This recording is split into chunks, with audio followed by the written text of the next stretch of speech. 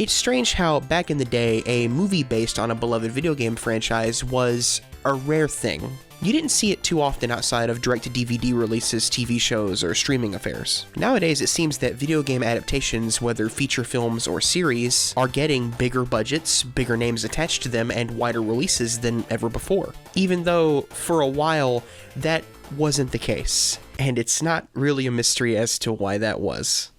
While TV shows tend to fare okay occasionally, video game feature films are not remembered with a ton of reverence. Starting in the 90s, whenever video games were really starting to kick into the mainstream popularity that would soon catapult them into becoming the highest grossing entertainment medium of all time, it only made sense that those in Hollywood would want to capitalize on the growing market, starting with the very first live-action video game feature film ever produced, the Super Mario Bros. Movie. And it did not go well.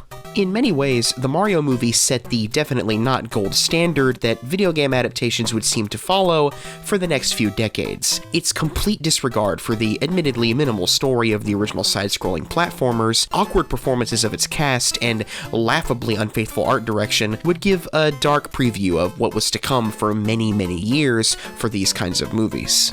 I do want to make it clear that I am not without sympathy for these filmmakers. Imagine you're a Hollywood screenwriter in the 90s, who, like most of them, don't play a lot of video games, and you're handed a manual for a Mario game with about a paragraph's worth of backstory and are shown gameplay like this.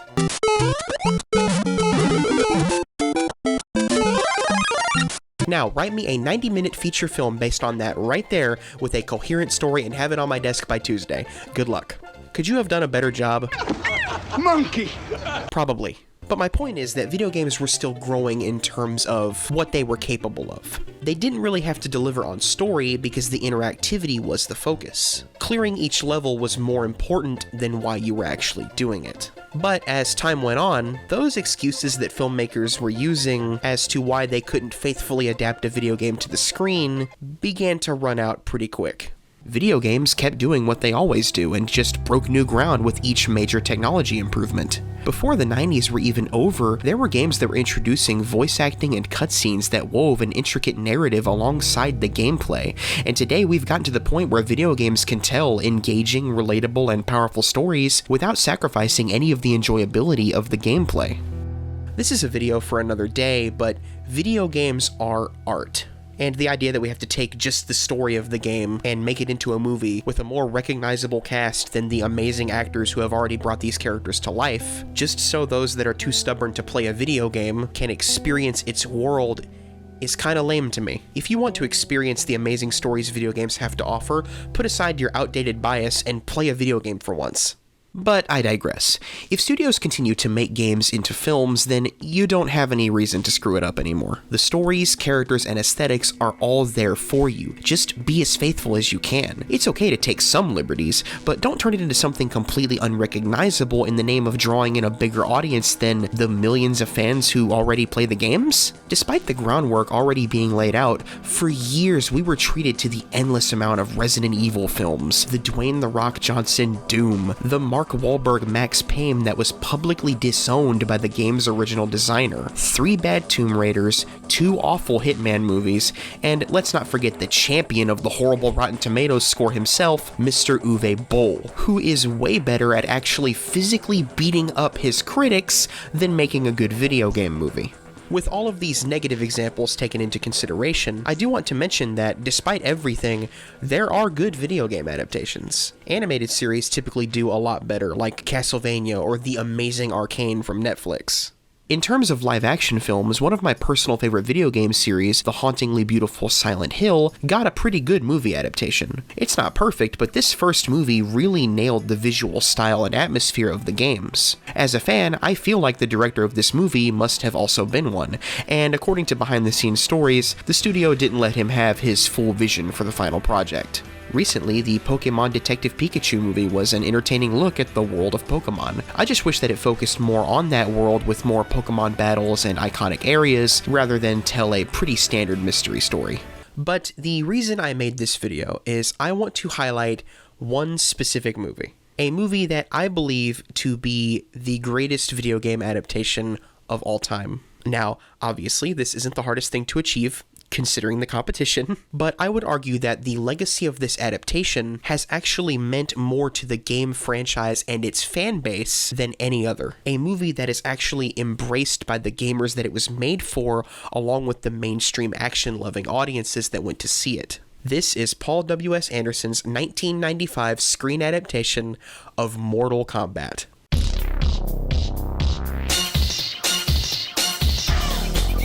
Going back to the first Mario Brothers movie, the main issue was that at the time, Mario didn't have much of a story to work off of, with a limited backstory as to why these plumbers were jumping on turtles and hitting blocks. But wouldn't you know it, if you were walking around in an arcade in 1992 and watched the demo of these two ninjas fighting long enough, you would find that Mortal Kombat actually had a detailed story that you could read on its attract screen, along with a roster of characters that each had a similarly detailed backstory for each of them, along with a unique ending that you could get if you beat the game with them. This story was expanded further into its even more successful sequel in 1993. Mortal Kombat was known for its unique visual style of using live-action actors on blue screen digitized into the game. This gave a perfect idea of who to cast for these characters rather than looking at a collection of pixels or box art. And I can't forget to mention the massive controversy that the game would generate for its bloody fatalities that were considered shocking for the time, and eventually helped lead to the creation of the ESRB rating system. The massive popularity, the actual narrative plot, the visual aesthetic, and the controversy were all signs to producer Lawrence Kasanoff that he could have a hit film on his hands. The directing job was given to a then unknown Paul W.S. Anderson, with a screenplay written by Kevin Droney. Filming lasted from August to December of 1994, and the film was released the following year. On a budget of $20 million, the movie grossed over $122 million, the highest grossing video game movie of all time to that point. But box office success doesn't always mean a good movie. The current highest grossing video game movie of all time is the Warcraft movie. So what made Mortal Kombat resonate with so many fans? What did it get right, and why is it remembered so fondly? Normally I would answer this question in a different order, focusing on the story and characters first, but I feel that the main reason that this movie did so well above everything else was simply that it felt like the games. You have to understand, that was a lot to ask for at the time.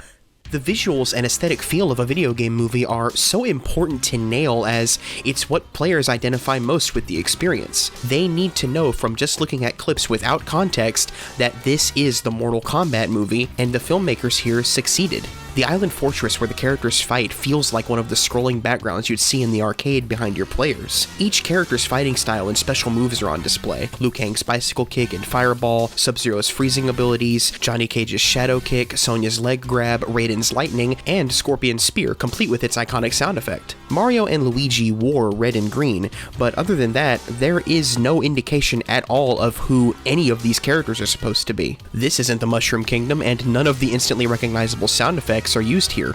You shouldn't have to guess who each character is in a video game movie. They should all accurately represent their video game counterparts. And the characters in this film do so perfectly. Each and every single one of these main fighters feel as though they were ripped right out of the arcade machine, not just in their costume designs, but in their mannerisms and acting choices. Paul W.S. Anderson, despite being unknown, turned out to be a pretty good acting director for this feature. He allowed the cast to improvise many of their lines, some of them becoming the most memorable of the entire movie. Those are $500 sunglasses, asshole. Everyone featured in the first game appears in this movie, along with some from the second game. The main trio of heroes is Liu Kang, Sonya Blade, and Johnny Cage. Liu Kang is a former Shaolin monk seeking revenge on Shang Tsung for murdering his brother. In the original canon of the games, Liu Kang is the main hero of the series. His backstory was actually expanded for the film, as his brother's death was never a factor in the games. Robin Shao not only totally kicks ass, performing his own stunts and even choreographing some of his fights, but he manages to be an engaging lead with a more subdued and serious presence to latch onto as our hero. Bridget Wilson's Sonya Blade is your no-nonsense Special Forces agent, also entering the tournament for vengeance, seeking it on behalf of her dead partner at the hands of Kano. Like Robin Shao, Wilson did all of her own stunts for the film and actually was brought in last minute for the part, as the original actress was injured. That actress? An actress named Cameron Diaz, who didn't really go anywhere, unfortunately. Liu Kang and Sonya's more serious performances clash perfectly with the amazingly casted Lyndon Ashby as Hollywood superstar Johnny Cage. Unlike his companions who entered the tournament for revenge, Johnny enters to prove that he's a legitimate martial artist, after the press repeatedly attacks him for being a phony. All three of our heroes are guided by the God of Thunder and Protector of Earthrealm, Raiden, played by Christopher Lambert of Highlander fame. Raiden explains that just like in the game, the Mortal Kombat tournament is held every 100 years where champions of Earth defend themselves against the champions of Outworld, led by the Emperor Shao Kahn. The forces of Outworld wish to invade Earthrealm and are given permission to do so by the Elder Gods if they win 10 consecutive tournaments. Seeing as how they've won 9, Raiden tells our heroes that they are the last hope for Earth and one of them must win the tournament. The tournament itself is full of some great 90s martial arts action that was filmed in a way that I kinda miss nowadays. The way the camera is pulled back to really show off the impressive choreography and acrobatics is just so much more appealing to watch than this style of rapid cuts and close-ups to hide the stunt doubles that we're used to nowadays. There are plenty of fights in this movie, but one of the best almost didn't happen. The fight between Liu Kang and Reptile was not in the version of the film shown in test footage, and when the feedback was received that they needed another fight scene, Robin Shao and Reptile's actor Keith Cook both worked together to choreograph the scene themselves last minute. This goes to show that these people actually cared about making this movie the best that it could be. They also extended the fight scene between Scorpion and Johnny Cage that originally ended much earlier. Speaking of Scorpion, I think it's time that I mentioned the best thing about this movie. Its villains. Scorpion and Sub-Zero, by today's standards, would be in the film far too little for some fans, because they weren't yet the series mascots that they would become later. Despite this, their designs are awesome. I love the way Scorpion's eyes look. Their abilities are also accurately shown off, with Sub-Zero actually getting the first real fatality in the movie. And of course, the most iconic move in the games is Scorpion's Spear, complete with Mortal Kombat co-creator Ed Boon's voice line.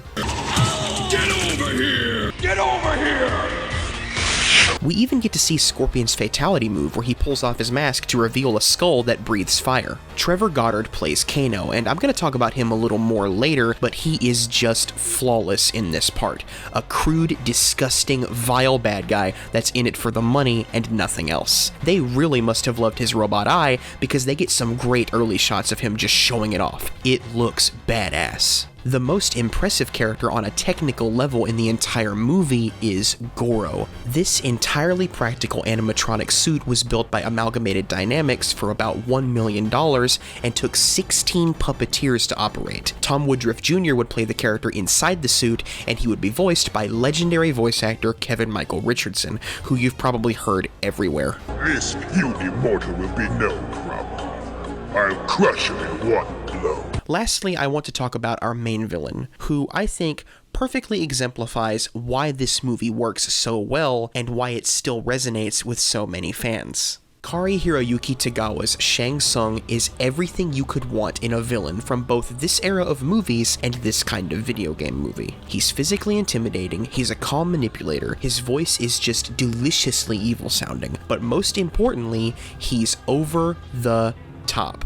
He's bad and he loves being bad, giving us these amazing line deliveries and facial expressions to go along with them. The Mortal Kombat games, especially from this time, are campy and over the top, and Tagawa's Shang Tsung sets that exact tone for the entire movie as the first game character to appear on screen. He's also proof that you can make changes to the source material that work well. In the first game, Shang Tsung is a much older man that sits in the background for most of the fights of the game until you battle him as the final boss, where he shapeshifts into other fighters. He appears much younger here, and is a much more formidable fighter in this movie than he is in the first game. While his appearance may be altered, everything else about him is completely accurate. This isn't the only change they made from the games.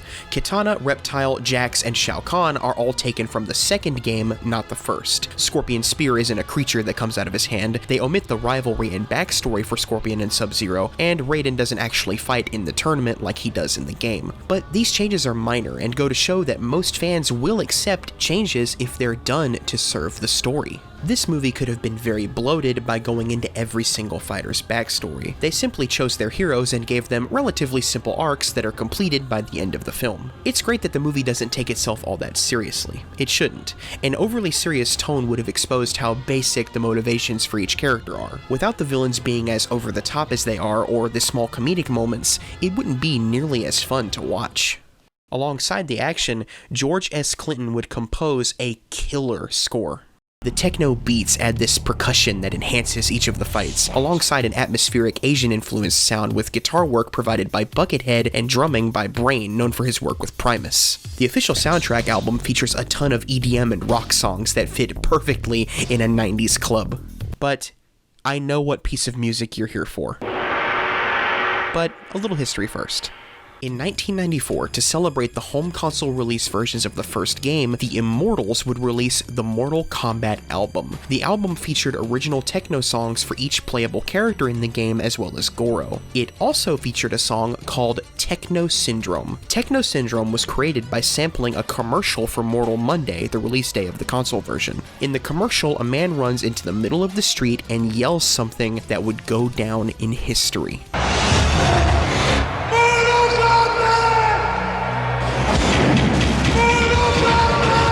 Techno Syndrome was used in this film and has since become known as the official Mortal Kombat theme song by many fans, and it is still as amazing as the first time I ever heard it. And I can't play it because of copyright. Lame.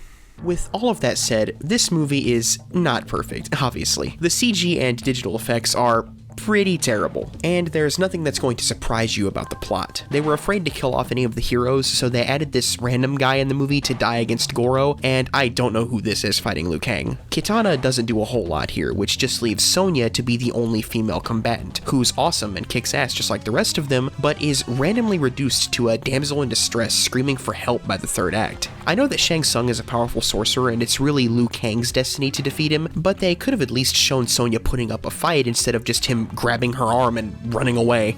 I also wish Goro got some more screen time, but I do understand why they couldn't do that because of the complexity of the animatronic.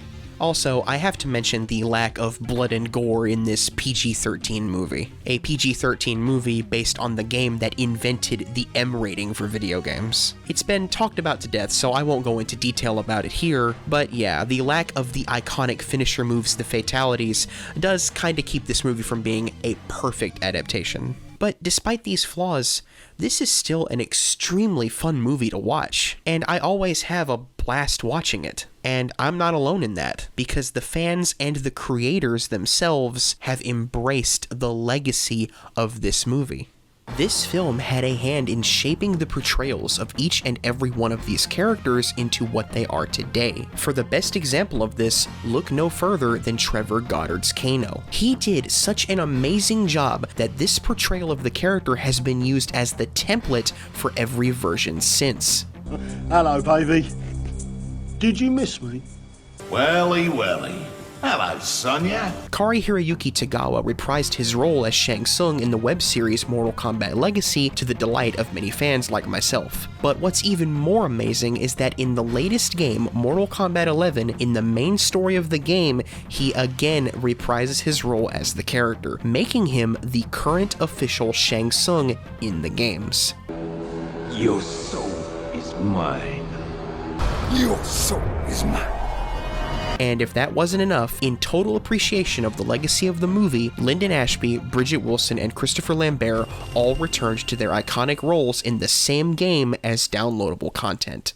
That is just awesome. There have been many video game adaptations, and recently some pretty great ones. For example, I really like the two Sonic movies. They're a ton of fun, and Sonic, Tails, and Knuckles are all played excellently, alongside the triumphant return of Jim Carrey to the genre of comedy as Dr. Robotnik. But Sonic is held back by human characters that just distract me from the good parts of the movie, which are the characters from the games I love so much. Mortal Kombat the movie feels like Mortal Kombat the games and never has a character or moment that takes me out of the experience of feeling like the game come to life. And as good as some video game adaptations are and will eventually, hopefully, get, I don't see any of them reaching this level of appreciation from both the fans and the creators. I can't think of the Mortal Kombat games without also thinking of this movie. The movie is forever linked to the legacy that these games have. I can't really think of any other video game movie that has that distinction. And because of that, I think it's the best video game movie. But I always ask, what do you think? Do you think I'm wrong? Do you think there are way better video game movies? Please, I would love to hear your thoughts in the comments. If you like what you see here, it would really help the channel if you would like the video and subscribe to the channel. I'm almost at 1,000 subscribers, which is crazy. Maybe you can help me get there. Either way, thank you so much for watching the video, and I'll see you next time.